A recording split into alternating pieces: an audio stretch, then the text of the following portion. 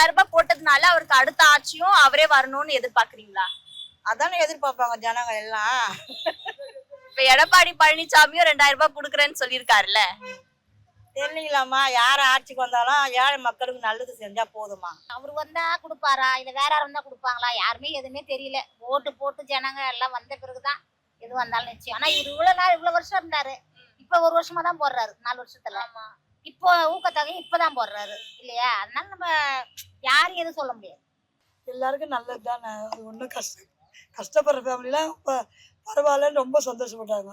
யாருக்கு எவ்வளவு பேருக்கு வந்தது எனக்கு தெரியாது. ஆனா எனக்கு வந்தது, இப்ப கொடுத்ததுக்கு ரொம்ப சந்தோஷம். எனக்கு நல்லா யூஸ் ஆச்சு.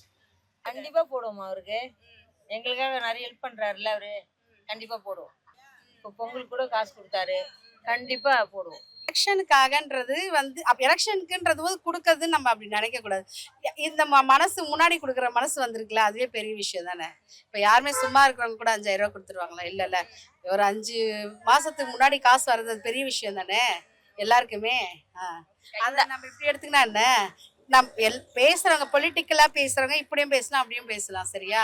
ஒரு 5000 ரூபா ஒரு 1000 ரூபாய் சம்பாதிக்கிறதுக்கு தாக்க நம்ம ரோட்ல உட்காந்துருக்கோம். இப்போ இது பண்றோம். அது முன்னாடியே கொடுத்ததுல இதுதானே.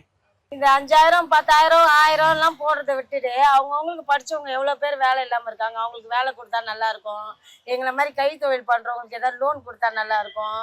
அதெல்லாம் நிறைய யூஸான வேலை. இது மாசம் 5000 போட்டு எடுத்து போய் வேஸ்டா தான் செலவு பண்றோம். இப்ப அவரே வரணும்னு எதிர்பார்க்கறீங்களா? அப்படியெல்லாம் எதிர்பார்க்கல. யாரு வந்தாலும் எங்களுக்கு நல்லதுதான்.